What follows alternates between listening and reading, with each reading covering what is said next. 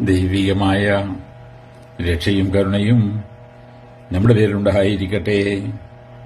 വിശുദ്ധ ഖുർആൻ അധ്യായം 3 സൂറത്ത് ആലി ഇമ്രാൻ വചനം 40. ബിസ്മില്ലാഹിർ റഹ്മാനിർ റഹീം. ഖാല റബ്ബി അന്നാ യകൂന ലീ ഗുലാമും വഖദ് ബലഗനിയൽ കിബ്റ വഅംറതി ഹാക്കിർ.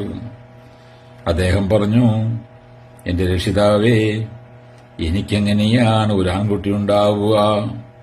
എനിക്ക് വാർദ്ധക്യമെത്തിക്കഴിഞ്ഞു. എന്റെ ഭാര്യയാണെങ്കിൽ വന്ധ്യയാണ് താനും. കാല കദാലിക അല്ലാഹു യഫ്അലു മാ യശാ. അല്ലാഹു പറഞ്ഞു, അങ്ങനെ തന്നെയാകുന്നു. അല്ലാഹു താൻ ഉദ്ദേശിക്കുന്നത് ചെയ്യുന്നു.